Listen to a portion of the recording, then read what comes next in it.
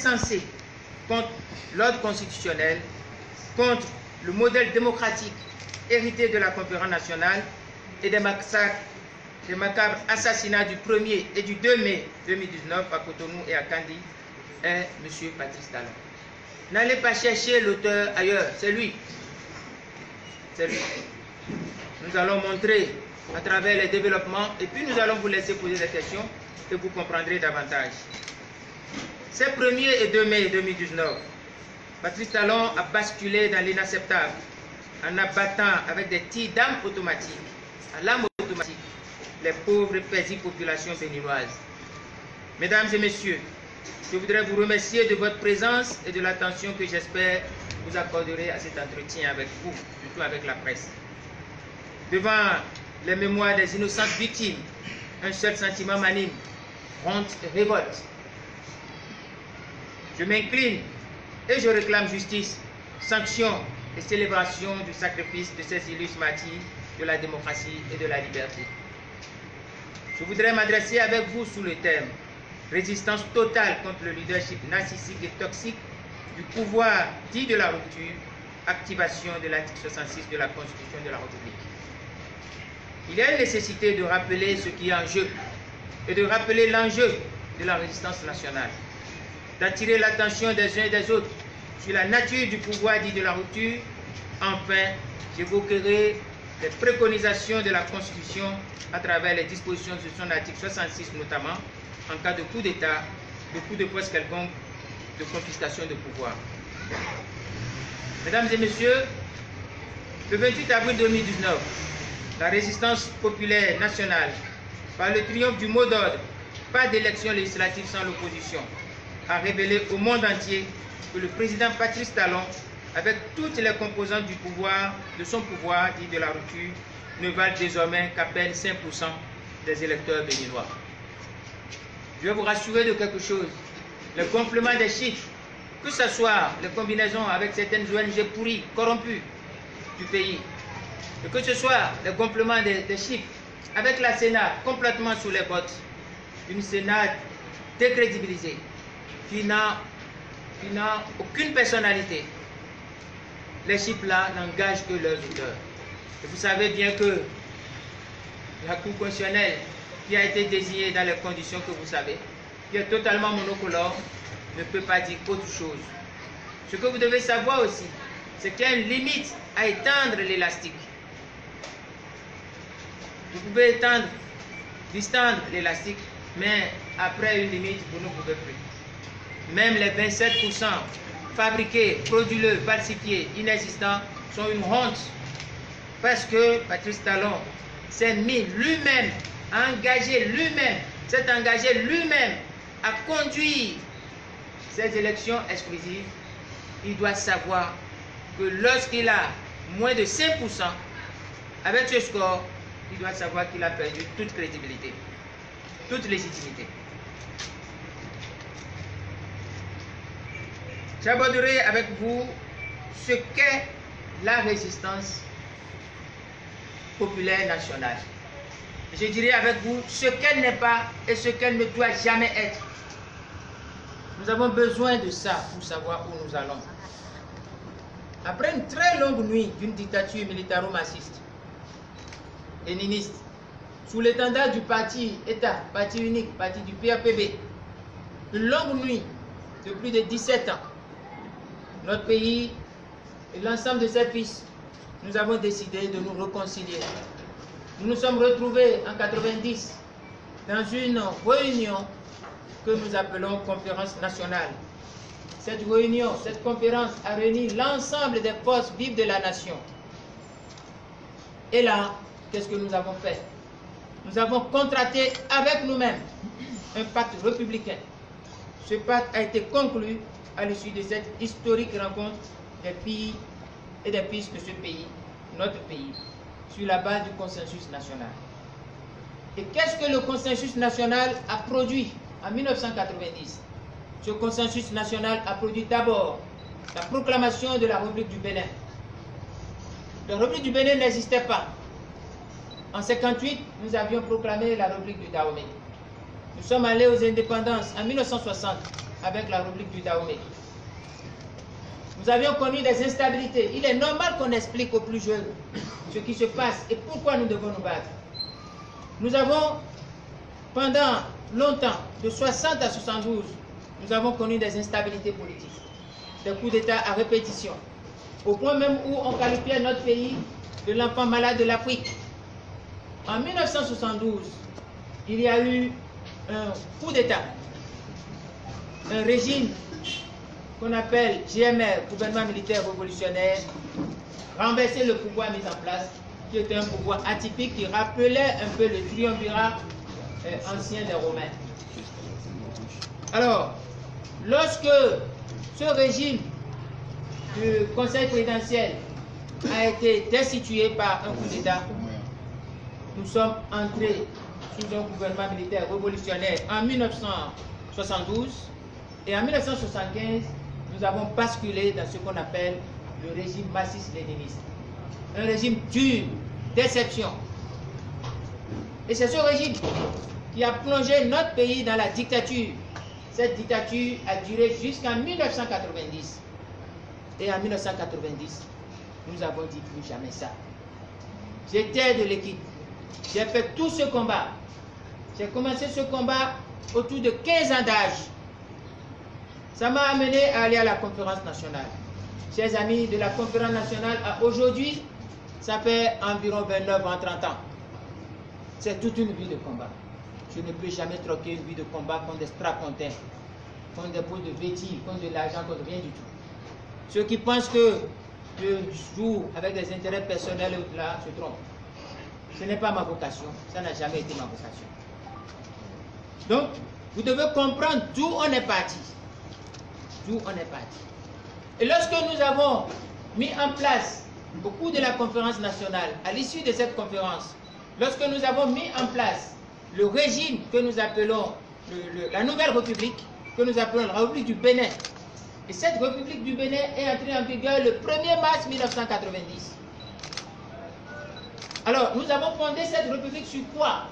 Nous l'avons fondée sur la démocratie, sur l'état de droit, sur le pluralisme politique et sur la préservation des acquis de la conférence nationale. Et quand nous parlons d'acquis de la conférence nationale, ce sont des professions de foi consignées dans le préambule de la Constitution, laquelle Constitution nous avons juré fidélité, loyauté et respect comme loi suprême de l'État.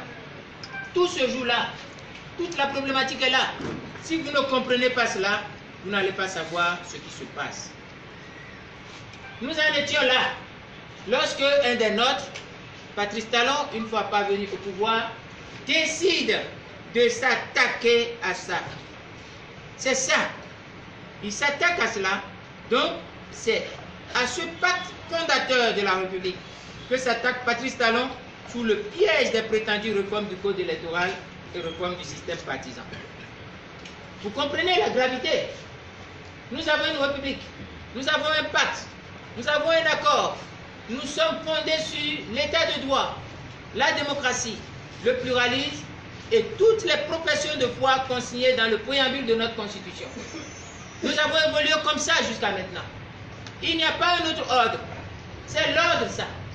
Avant de venir à ça, il y a des morts, des persécutés, des exilés, des torturés.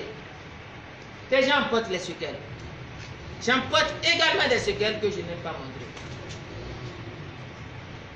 Vous comprenez jusqu'où nous sommes touchés lorsque un des nôtres s'attaque à démolir cela sous le couvert de réforme du système dit partisan et du système dit électoral. Alors, il détruit sous ce complot tous les partis politiques, exclut des élections toute la classe politique, à l'exception de ses partisans qui l'autorisent à se constituer et à constituer le prochain Parlement. Et il les a repartis en deux sections, d'un seul et même parti unique, fantôme, dont personne ne connaît le nom, mais dont lui il est le président. Il est réparti en deux sections. Une section qu'on appelle BR, Bloc républicain, une section qu'on appelle UP, Union progressiste. Et c'est la même personne. Et cette seule et même personne recrée le parti État PRPB, mais cette fois-ci sous la forme fantôme qu'on ne verra pas. mais qui a deux sections figurées qu'on appelle BR et UD. Voilà. Ce parti était à propriété privée de Patrice Talon. C'est Patrice Talon seul qui connaît son nom, mais qui réunit les deux. Et actuellement, ils sont en réunion pour former le bureau de l'Assemblée, pour former l'opposition, pour former la majorité. C'est une folie. Je vais vous démontrer pourquoi tout à l'heure c'est une folie. Nous sommes là en présence du retour au monolithisme politique qui vient d'être engagé par Patrice Talon, qui par cette option vient de rompre son serment du 6 avril 2016 de fidélité et de loyauté à la Constitution de décembre 1990, qu'il a juré respecter comme loi suprême de l'État. Le but par lui visé n'est rien d'autre que de confisquer le pouvoir législatif, d'imposer une autre constitution et d'instaurer un régime dictatorial de type despotique, mafieuse et terroriste. Tous les spécialistes sérieux du monde vous diront que le recours au coup de force pour changer unilatéralement la nature d'un régime ou pour renforcer un pouvoir ou pour prendre un pouvoir à un coup d'État. Il y a coup d'État lorsque on utilise un coup de force pour changer la nature d'un régime. Vous suivez très bien. Ou pour renforcer le pouvoir, son propre pouvoir, ou pour acquérir le pouvoir qu'on n'a pas. Ça s'appelle coup d'État dans tout ce qu'il y a comme lexique, dans tout ce qu'il y a comme science et savoir dans le monde. Alors, comment détermine-t-on la qualification du coup d'État? La qualification du coup d'État dépend de la nature du coup de force. Si le coup de force est militaire, on parle de putsch. Si le coup de force, c'est le recours à des mercenaires, à des militaires étrangers, on parle d'invasion. Si le coup d'État est dû à un coup de force administratif ou civil, on parle de coup d'État civil. Si le coup d'État est la confiscation du pouvoir d'une institution, on parle de coup d'État institutionnel. Vous avez ces lexiques déjà à partir de la classe de seconde, pour ceux qui font les séries B ou les séries de politique, ou en première année d'université, vous avez tout ça là.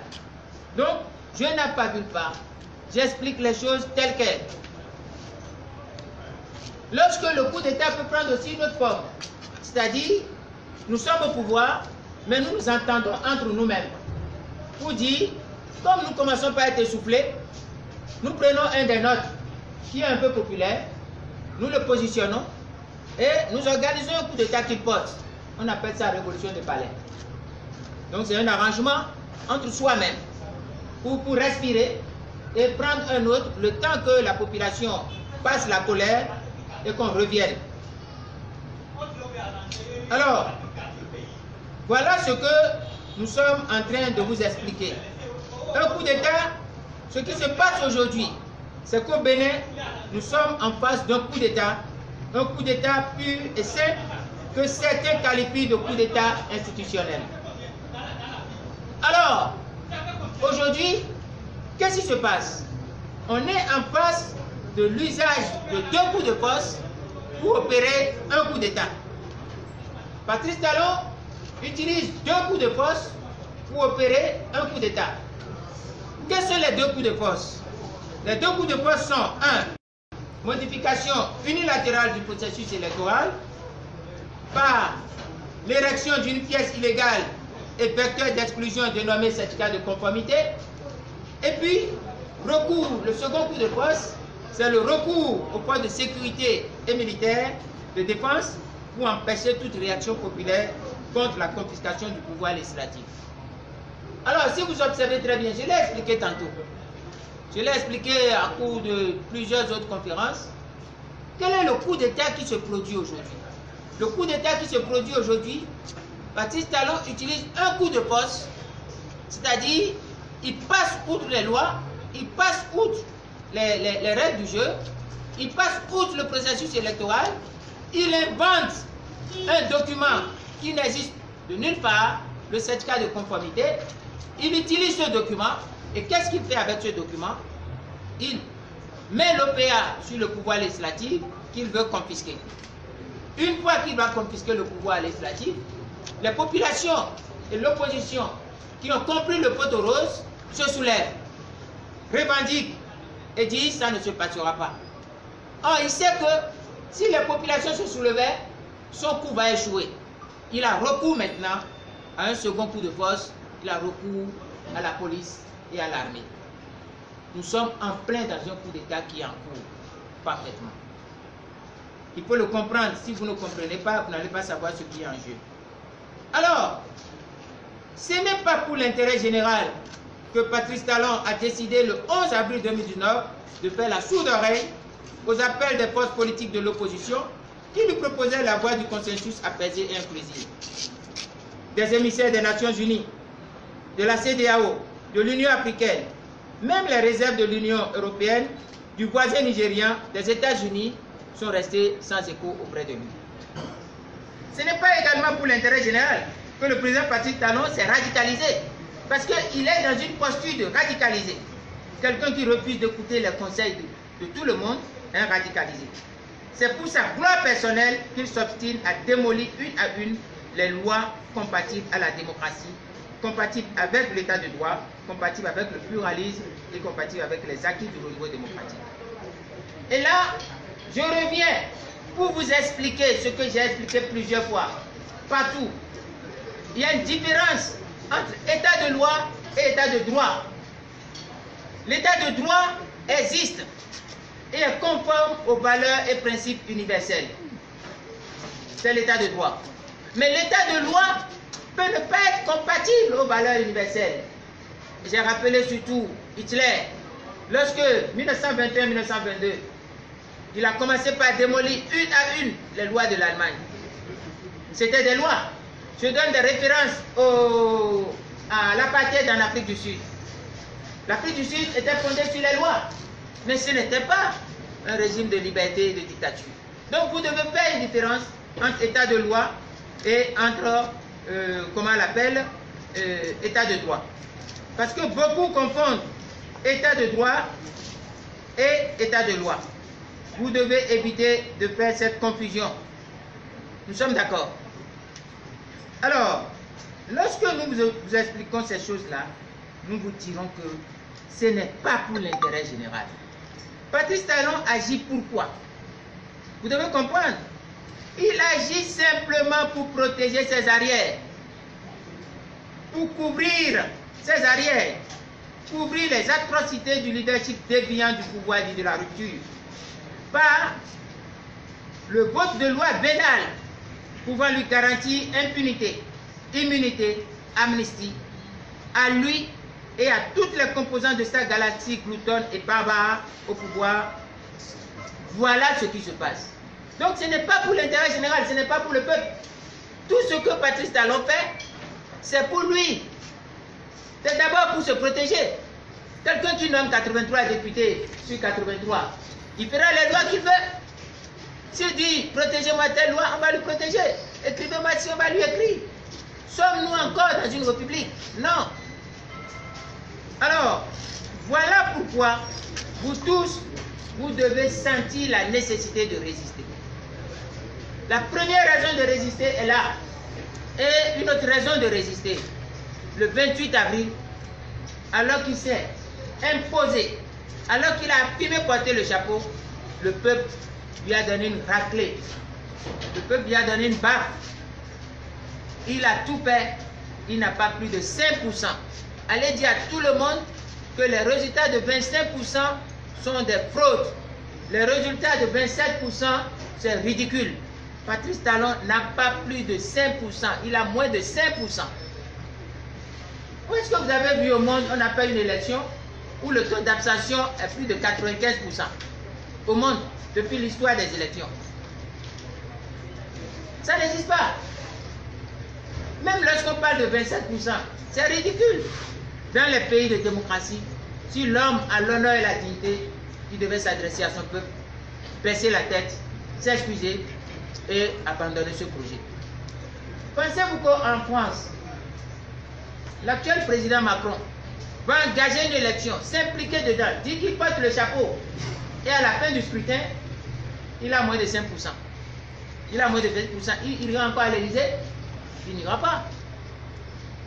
Aux États-Unis, C'est ça pour ça que les autres pays se développent. On les appelle les pays développés. Et nous, nous sommes là. Nous n'avons pas de honte. On vous dit, vous ne valez plus rien. Vous dites, je vais rester. Si on dit, vous ne resterez pas, vous prenez les armes, vous tirez. Et vous prenez que c'est fini. Alors, une fois que je vous ai expliqué ces choses, je vais passer par une autre étape, l'étape de recadrer la résistance populaire nationale.